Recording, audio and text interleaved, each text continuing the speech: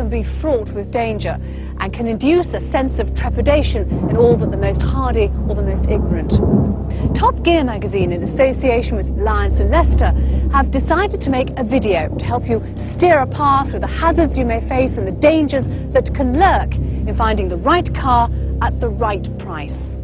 We aim to help you decide what to buy, where to buy, what to look out for, then we'll show you how to conduct a test drive, and finally how to haggle and clinch the deal. Oh, and don't bother making notes while you're watching this tape, because a summary of contents with useful telephone numbers and contacts is available at the end in a burst of visual information.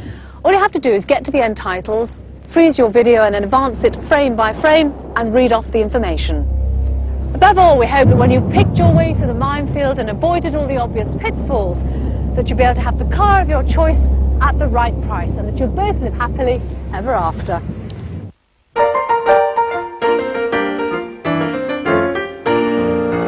When it comes to buying a used car, remember to be practical. Certainly think about what you want, but also think about what you realistically need. There can be quite a gap between the two.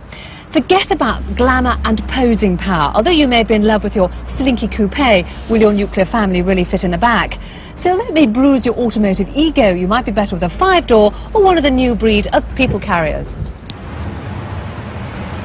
Think about the kind of driving you'll be doing. Your idea of bliss may be a 5-speed gearbox and a windy B-road.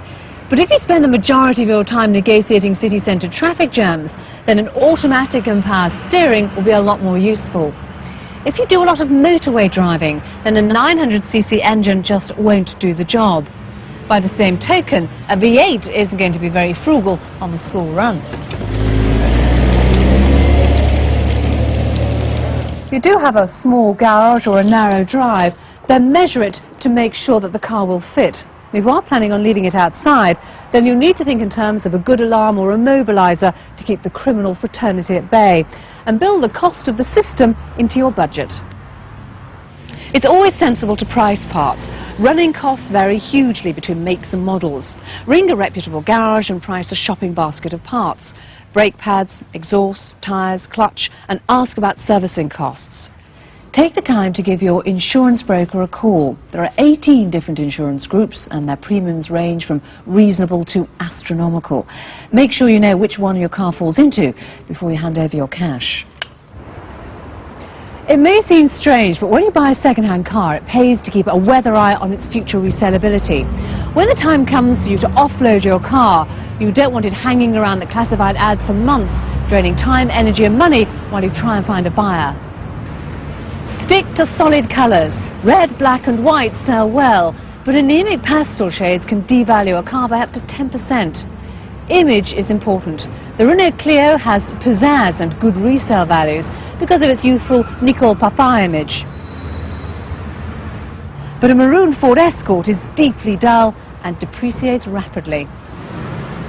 A sunroof, air conditioning, 5 speeds, a good stereo or leather trim could be an added attraction. Assess your needs and keep your feet firmly on the ground. Buy the right size of car with the right engine and transmission. Cost, parts and servicing and get a quote from your insurers. Look ahead. Colour, good specification and image are what future buyers will be looking for. Your car should have all three.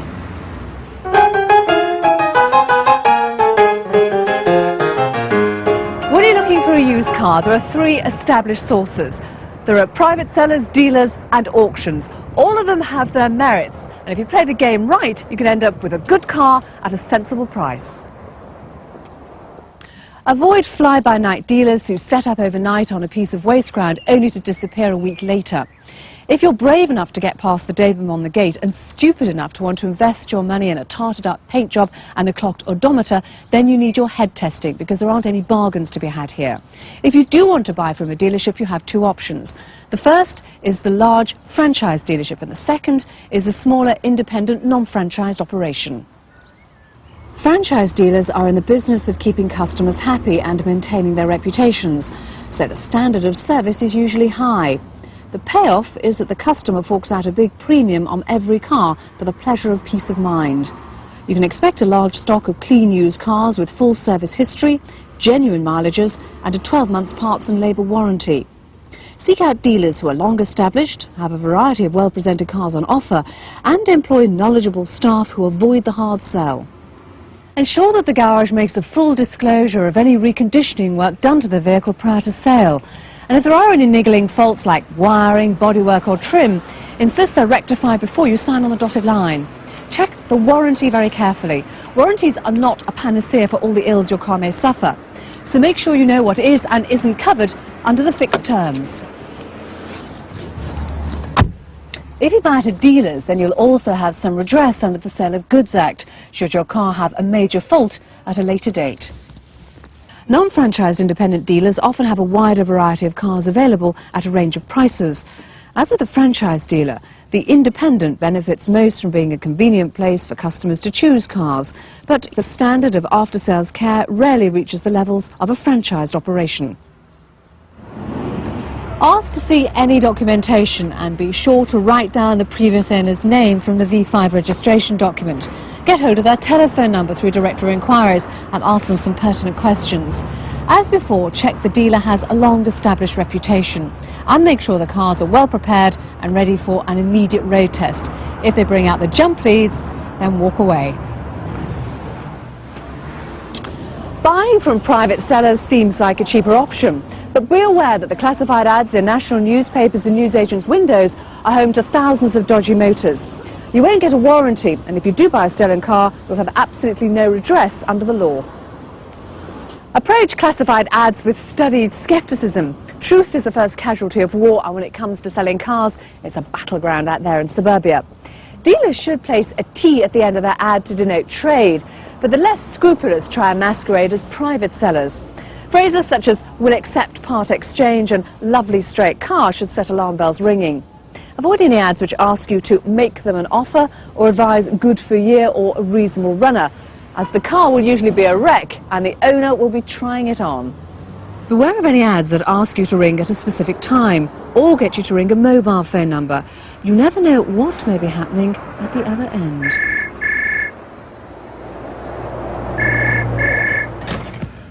Good afternoon, St. Winston's Vicarage.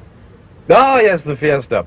Yes, it's sitting outside resplendent in a halo of golden sunlight, blessed with the finest mechanicals that the Lord could... Would you excuse me 1 second? One of the parishioners is here with the church flowers. Thank you. I'll be right back.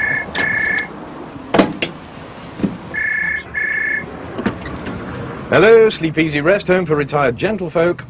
Ah, yes, Mrs. Walker's Nova. Do you know, damn fine car. If I had the money, I'd buy that myself. If only, if only. Would you excuse me 1 second? One of the residents, she's dropped her teeth in the soup. Yes, right back. Hello?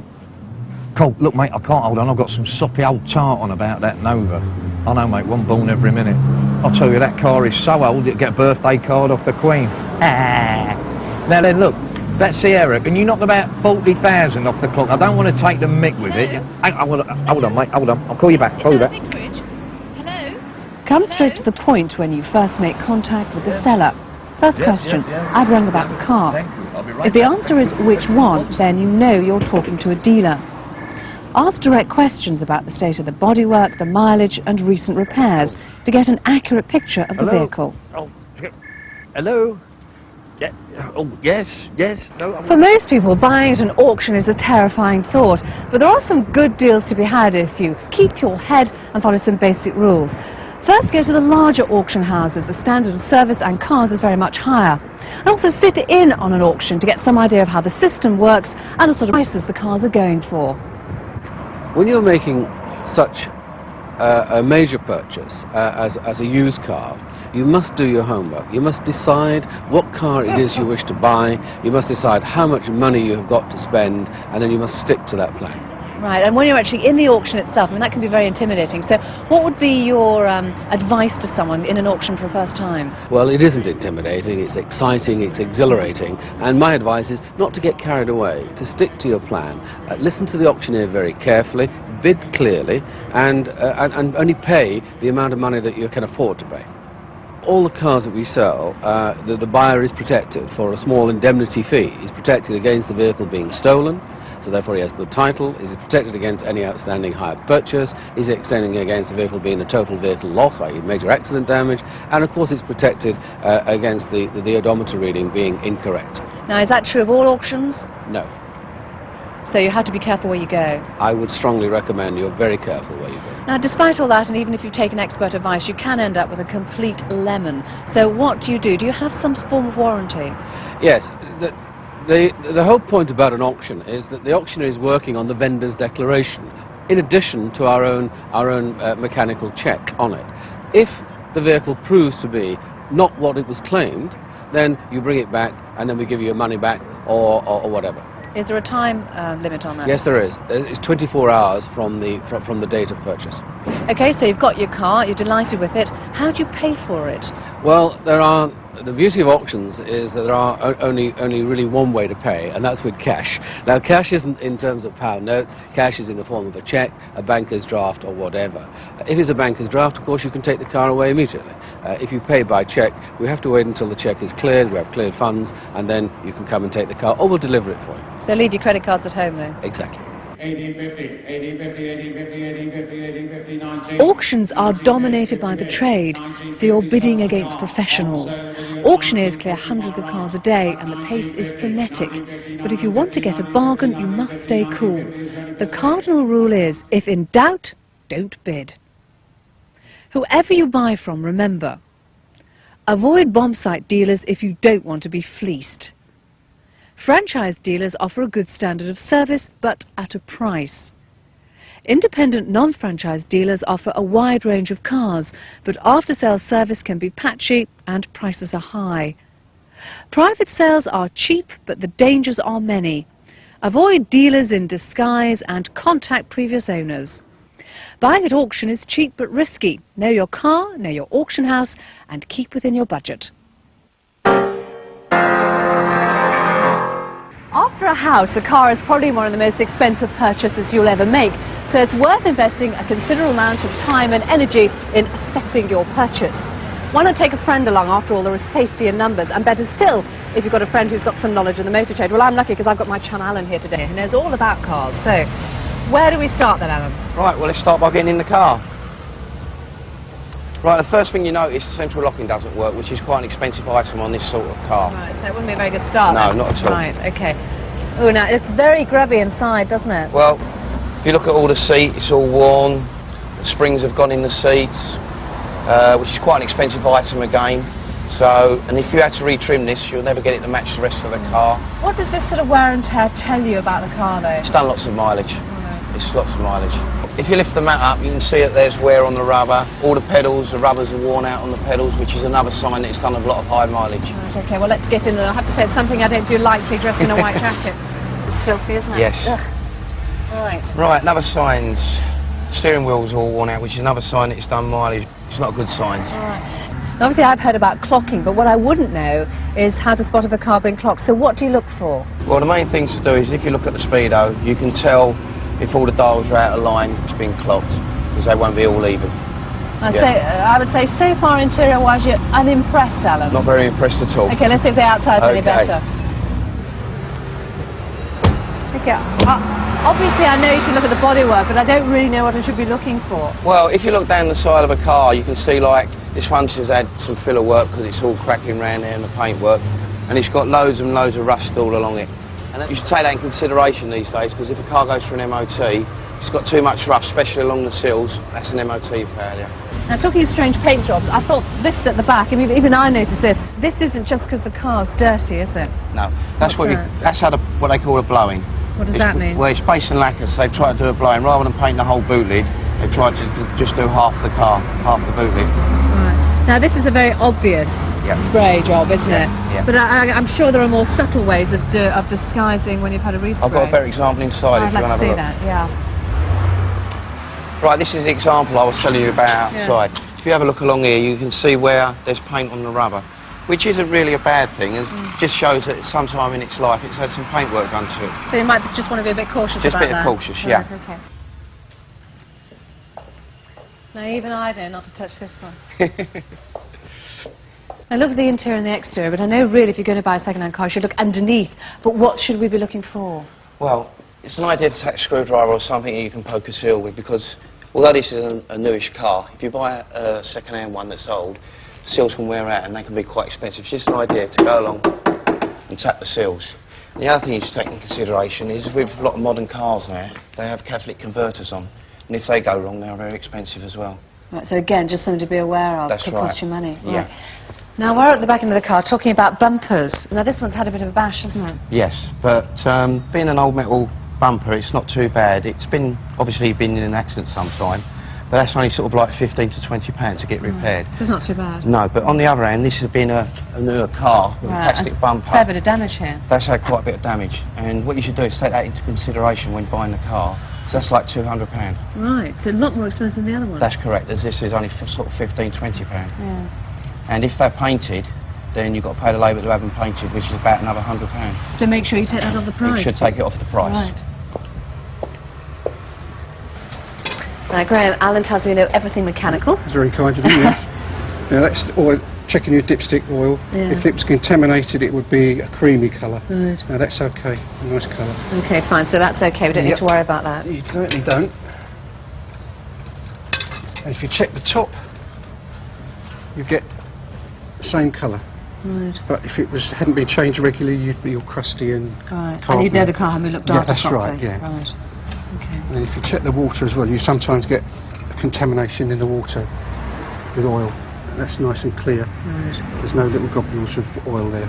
But so that's all okay. Fine. Now, I suppose we have to listen to the engine, do we? Yep. Okay. Right, I'm not quite sure what you'll be listening to, but I know you'll talk me through it, won't you? Okay, so start her up. Yeah.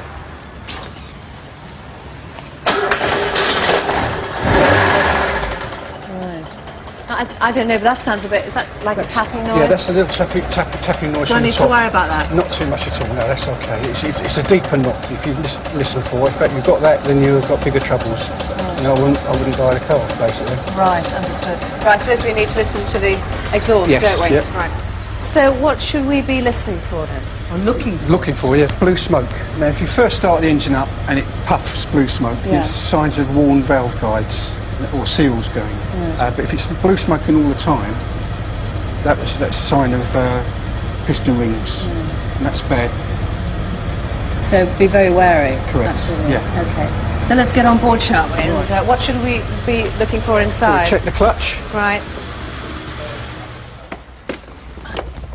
Right. Another thing you can do is check the clutch by sticking the car into fifth gear, putting the handbrake on, and drive away, and just accelerate a bit more than you would do usually. Ooh. And if it stalls like that, the clutch is fine. Oh, right, that's a good sign. Yeah, oh yeah. But if it kept going, it means the clutch is going on it and it's on its way out.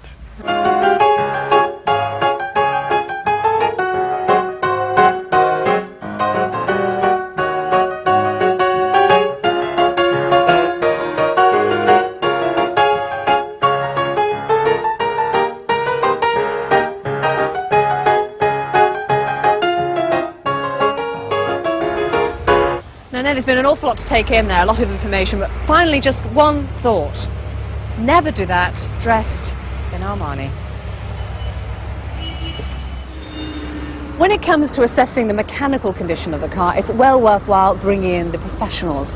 Both the AA and the RAC offer inspection services, and most independent garages are more than happy to assess the car's roadworthiness for you. They'll produce a written document as to its health. Now, the next bit is the documentation, and it's very important that you go through that with a fine-tooth comb.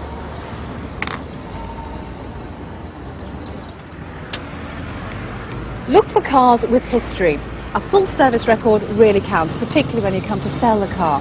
Try to contact the garage who actually undertook the work and speak to the person who specifically worked on this car. It's even worthwhile going through some of the receipts you might find in the glove compartment.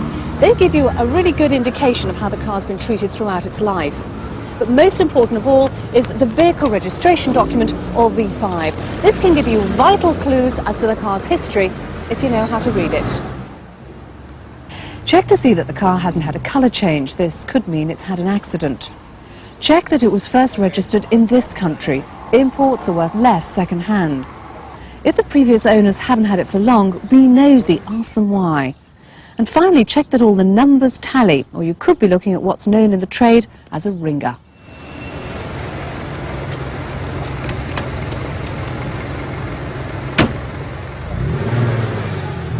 Well, nice car. Well, it seems that, and in fact it is a nice car, but it's not the car that it purports to be. Oh, what's wrong with it? Well, it is in fact a stolen vehicle from here in London, and if you were to check on its identity, it is supposed to be a left-hand drive import from America.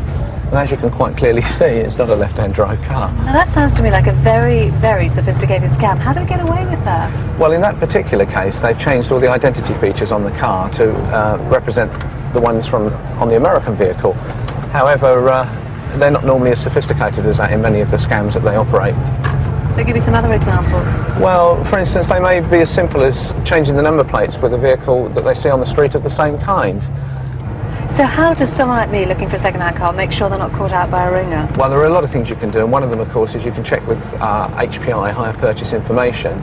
If you give them your registration number over the telephone, they have a list of computer indexes which will have various references to the car number that you're checking with them. For instance, they can tell you whether or not there are any finance outstanding on the vehicle, or if it belongs to somebody else, for instance, it's a lease vehicle. Or they can tell you if it's been seriously damaged previously in its life, and of course, if the car you're looking at obviously hasn't been, there may be something dodgy in its history. You may think you could spot a car like this, but document fraud is getting ever more sophisticated and ringing is rife. But fear not. If you want peace of mind, give HPI a call on 01722 422 422.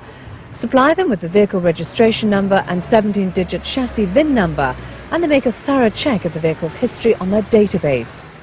For £28.50, they'll tell you whether your potential purchase has ever been stolen, ringed, written off, or has outstanding finance. And if you find out within a year that the car you've bought is stolen or has outstanding finance, then HPI, depending on certain terms and conditions, will compensate you up to £9,000. So remember, look for signs of clocking and accident damage, and make sure you use a reputable garage to assess the mechanical condition of the car, and look through the car's documentation really carefully. Always get an HPI on the vehicle. It's £28.50, really well spent. The number to phone, 01722 422 422.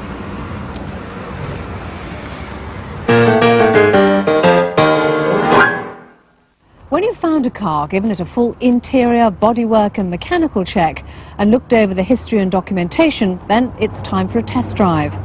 What you're after from your half-an-hour drive is a general impression of how the car feels on the road. Always make sure that the engine is cold before a test drive. If you have to hang on the key, then there could be a duff battery or weak starter motor, or it could mean poor engine compression. Either way, get the vendor to pay for a tune-up and battery test before you buy. Watch the gauges and lights. The oil pressure light should come on when the ignition is on and the engine is off. But as soon as the engine fires, the light should go out. If it flickers when you're driving or refuses to go out, then you've got low oil pressure and major engine work ahead. The gear stick should slide easily into first time. If there's a significant amount of resistance, then you're looking at transmission problems. When you pull away, the biting point of the clutch should be halfway up the pedal's travel. If it bites any later, then the clutch is worn. A dull thud from under the car as you change gear could mean costly differential problems. Test the synchromesh by making fast gear changes. A grinding noise when moving up or down could mean a weak linkage, and a new gearbox would be expensive. Make sure the temperature gauge works. If it doesn't move, then the thermostat is dead. If it heads for the red and the cooling fan cuts in, then you could be looking at leaky hoses or a damaged radiator. How does the steering feel? Well, if the car wanders on the road or there's significant judder from the steering wheel, then you could be looking at tracking realignment, wheel balancing and a track rod end replacement, or more seriously, a new steering rack or a bent chassis. On a clear stretch of straight road, and when it's safe, give the brakes a good strong dab. If you feel the car lurch to one side, then you've probably got a seized caliper. Finally, use your ears. If you hear a metallic screech when you're braking, it could mean worn discs or brake pads. If you hear a blowing noise from underneath the car, then it may mean you need a new exhaust system. When you pull away, if you hear a screeching sound, well, it could mean you need a new fan belt, or worse still, an alternator, or the water pump is on the way out. Trust your first impressions. Watch for worn gearboxes. Clunks and thunks could prove expensive. Keep an eye on the lights and gauges. They'll give you vital information about the engine's condition. Pay special attention to the steering and brakes. And listen out for those odd noises which betray worn parts.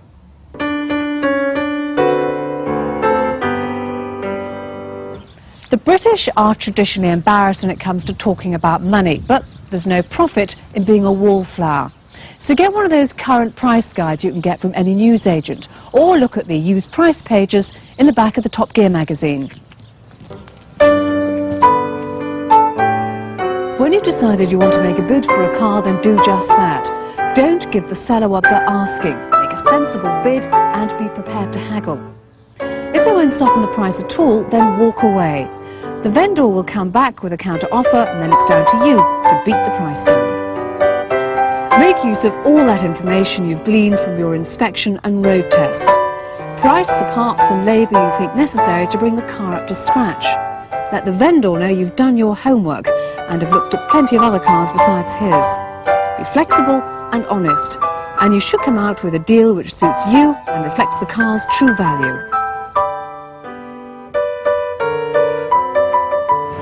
Having done the deal, it's time to hand over the folding stuff.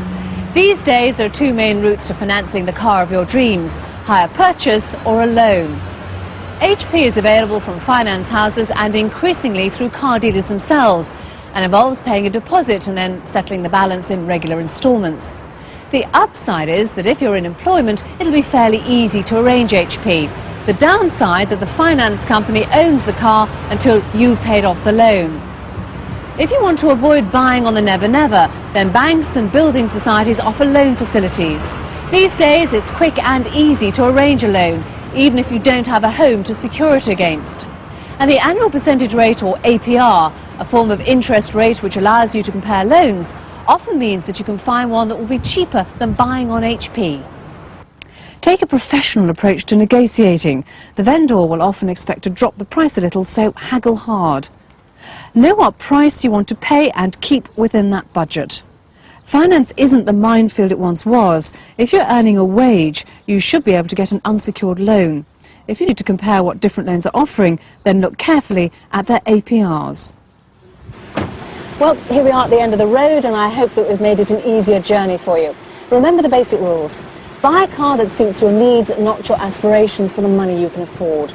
Be careful who you buy it from. A reputable dealer is the seller who's the most to lose. Keep your eyes skinned when it comes to condition and documents. Make sure you drive the car yourself, and finally, don't be afraid to haggle. Bear all this in mind and you should have a clear path through the minefield.